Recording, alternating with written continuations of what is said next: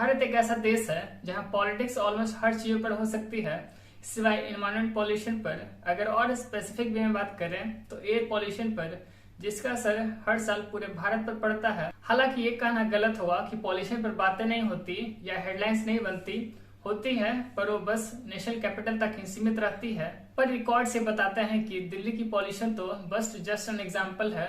असल में दिल्ली शहर से भी कई ऐसी सिटीज की AQI कहीं ज्यादा होती है पर वो हेडलाइंस नहीं बन पाती। आइए आज के इस वीडियो में करते हैं एनालिसिस और समझने का प्रयास करते हैं कि क्यों आखिर हर साल विंटर सीजन की शुरुआत होते ही पूरा नॉर्दर्न इंडिया पॉल्यूशन की चपेट में आ जाता है। क्यों पॉल्यूशन की हेडलाइन सिर्फ दिल्ली तक सीमित रह जाती है और क्यों भारत में पॉल्यूशन को एज अ नेशनल इश्यू के रूप में कंसिडर नहीं किया जाता। आइए जानते हैं। There's poison in the air in the national capital. राजधानी Delhi Continues to remain in the very poor category. Haryana से और पंजाब से ये सारा धुआं आता है। The air quality in the national capital is worsening and it is the worst that we've seen. दोस्तों, एयर की क्वालिटी को मेजर करने के लिए AQI यानी एयर क्वालिटी इंडेक्स का इस्तेमाल किया जाता है, जो कि एटमॉस्फेयर में हो रहे एयर पॉल्यूशन में बदलाव को दर्शाता है। यह AQI एटमॉस्फेयर में 8 मेजर पॉल्यूटेंट्स पर नजर रखता है, जैसे PM2.5, PM2.10, nitrogen dioxide, sulphur dioxide, carbon monoxide, ozone, ammonia और लीड। हालांकि एयर क्वालिटी मेजर करने के लिए मेनली PM2.5 और PM10 को मेजर किया जाता है। अब PM2.5 और PM10 क्या है?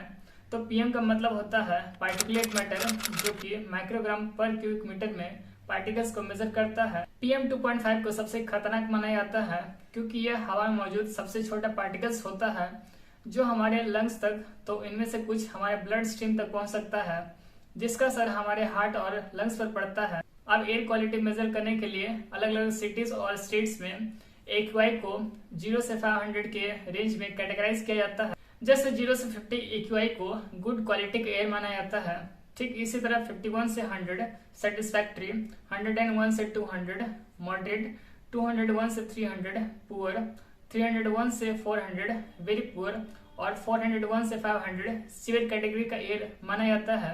अब आइए जानते हैं कि क्यों हर साल विंटर सीजन की शुरुआत होते ही पूरा नॉर्दर्न इंडिया एयर पॉल्यूशन की चपेट में आ जाता है। तो दोस्तों, इसका कोई स्ट्रेट फॉरवर्ड जवाब नहीं हो सकता। कई सारे फैक्टर्स वर्क कर रहे होते हैं, पर जिसकी बात हर कोई करता है वो है स्टबल बर्निंग। दरअसल खरीफ क्रॉप्स की हार्वेस्टिंग करने के लिए इस्तेमाल की जाने वाली हार्वेस्टर मशीन क्रॉप्स को पूरी जड़ से नहीं काट पाती, जिस कारण करीब 2 फीट का हिस्सा बचा रह जाता है, जिसे स्टबल यानी पराली कहते हैं।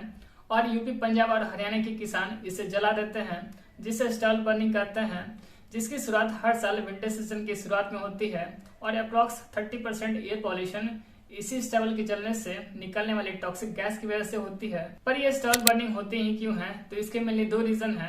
पहला ये कि इन स्टबल को मैनुअली हाथों से काटना काफी मुश्किल होता है और दूसरा इसकी कॉस्ट भी हार्वेस्टिंग कॉस्ट से 4 गुना तक होती है। इसके अलावा मशीन जो इन स्टबल को काटती है वो काफी एक्सपेंसिव होती है और अल्टीमेटली फार्मर्स इसे जलाना प्रेफर करते हैं। तो वही दूसरा कारण यह है कि ग्राउंड वाटर को रिचार्ज करने के लिए पंजाब की सरकार ने 2009 में 10 जून से पहले खरीफ क्रॉप्स को ग्रो करने पर रोक लगा दी थी, जिसके चलते क्रॉप्स की हार्वेस्टिंग का समय भी आगे बढ़कर अक्टूबर के आखिरी और नवंबर की शुरुआत तक पहुंच गया। और क्योंकि किसानों के पास इतना समय नहीं होता कि वे इन स्टबल को मैन्युअली हाथों से काटकर अगले क्रॉप्स के लिए फील्ड को तैयार कर सके, इसलिए वे इसे जलाना ही प्रेफर करते हैं। हालांकि 1980s तक क्रॉप्स को मैन्युअली हाथों से ही काटा जाता था, लेकिन उसके बाद फिर हार्वेस्टर का इस्तेमाल किया जाने लगा, जो आज भी जारी है। तो ही इंडस्ट्रियल इमिशन दूसरा कारण है एयर पॉल्यूशन का।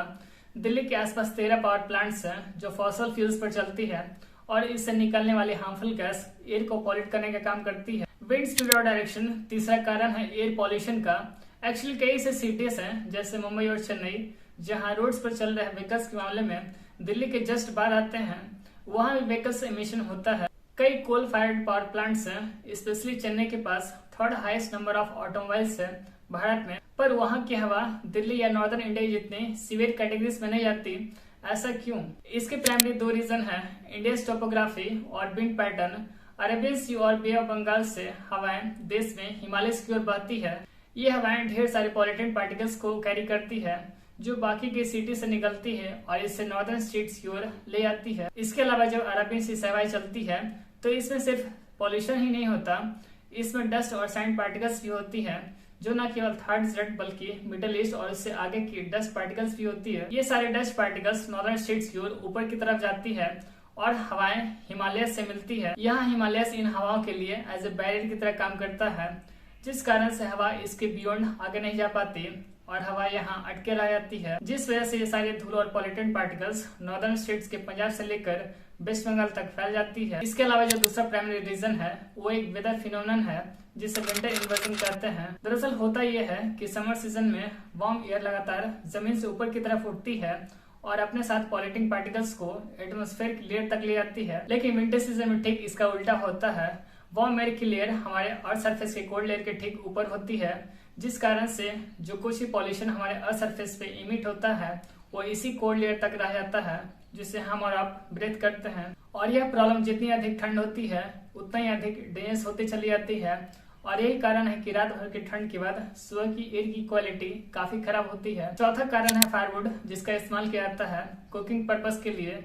भारत की 2/3 पॉपुलेशन रूरल एरियाज में रहती है, जिसमें से लगभग 70% पॉपुलेशन बायोमास को एज ए फ्यूल की तरह इस्तेमाल करती है कुकिंग पर्पस के लिए। इसे जलाने पर निकलने वाले पॉल्यूटेंट्स 5 टाइम्स से ज्यादा होते हैं जब कोयले को जलाया जाता है, जिसे जलाने पर ढेर सारी पार्टिकुलेट मैटर के साथ टॉक्सिक कार्बन मोनोऑक्साइड गैस निकलती है, जो काफी है लंग्स को डैमेज करने के लिए। तो ही इन सब के अलावा विंटर सीजन में ठंड से बचने के लिए जलाई जाने वाली लकड़ियां, जिससे भारत की सड़कों या फुटपाथ के किनारे देखा जा सकता है, जिसमें कभी दफा लोग प्लास्टिक्स को भी जला देते हैं। तो वहीं डिमोलिशन और कंस्ट्रक्शन साइट से निकलने वाली डस्ट पार्टिकल्स, जिससे आमतौर पर बिना कवर किए कंस्ट्रक्ट किया जाता है। और फिर ट्रैफिक कंजेशन, जो कि भारत की सिटीज में काफी कॉमन है। उसके साथ साथ दीपावली और शादियों में फोड़े गए अंधाधुंध पटाखे रिस्पॉन्सिबल है एयर पॉल्यूशन के। अब इन प्रॉब्लम्स को टैकल करने के लिए गवर्नमेंट ने अपने लेवल पर कुछ स्टेप्स जरूर उठाए।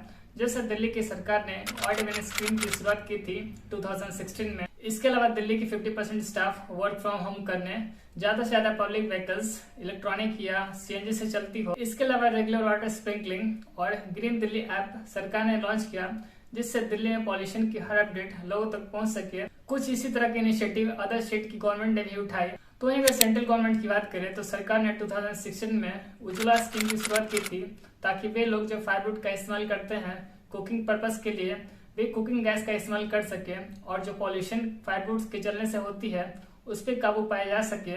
इस स्कीम के तहत बीपीएल फैमिलीज को फ्री गैस कनेक्शन मिलती है, पर यह स्कीम भी उतना कारगर साबित नहीं हुई, जिसका कारण रहा एलपीजी सिलेंडर के दामों में लगातार बढ़ोतरी। 2016 में जहां दिल्ली में डोमेस्टिक गैस सिलेंडर की कॉस्ट अराउंड 400 रुपए में आती थी, तो वहीं आज 2022 में लगभग 1000 रुपए में आती है, जिस वजह से उन फैमिलीज को फ्री गैस सिलेंडर तो मिल गया, पर वे इसे रिफिल नहीं कराते क्योंकि वे इतनी महंगे फ्यूल अफोर्ड नहीं कर सकते, जिस कारण से जो पॉल्यूशन की जो प्रॉब्लम थी वो जस्ट के 10 आज भी वैसी ही है। अभी जो एयर पॉल्यूशन की प्रॉब्लम है वो पूरे नॉर्दर्न स्टेट्स की है, स्पेशली दिल्ली, यूपी, बिहार और वेस्ट बंगाल।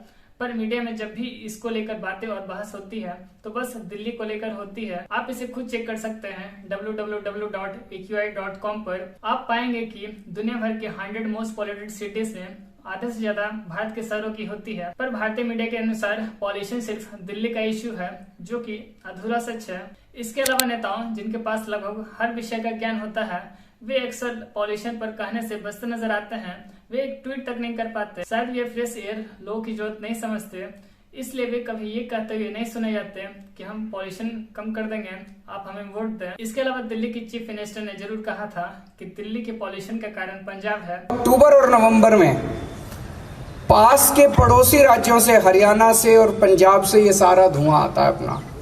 आज पंजाब में उनकी सरकार है, पर अब उनकी खुद के ही बोल उल्टे दिखाई पड़ते हैं। पंजाब में स्टॉल बनने की प्रॉब्लम आज भी है। दिल्ली में एयर पॉल्यूशन आज भी कहीं ज्यादा है, हालांकि वे इस बात को मानते भी हैं। दिल्ली में पोल्यूशन है, मैं मानता हूँ। पंजाब के अंदर अगर पराली जल रही है उसकी जिम्मेदारी हमारी है, लेकिन ये समस्या बहुत बड़ी है, कई सालों से चली आ रही है। हमें अभी 6 महीने हुए हैं, कुछ कदम उठाए इतने शॉर्ट पीरियड में, वो कदम सक्सेसफुल नहीं हुए। अभी कई सारे और कदम उठा रहे हैं।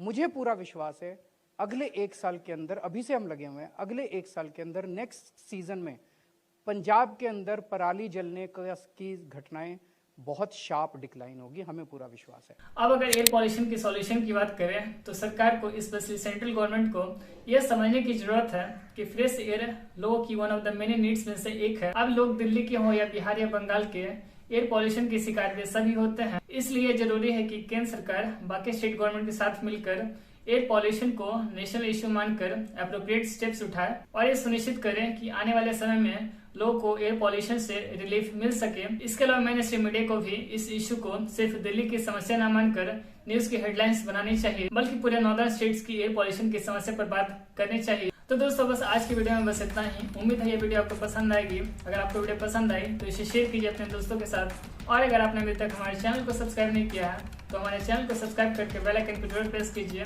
जिससे हमारे इसी तरह के वेल एक्सप्लेन वीडियोस की नोटिफिकेशन आप तक सबसे पहले पहुंचे। और हाँ, आप कौन सी टॉपिक वीडियोस देखना पसंद करेंगे नीचे कमेंट सेक्शन में जरूर लिखिए। चलिए मिलते हैं एक नए वीडियो के साथ, तब तक के लिए धन्यवाद।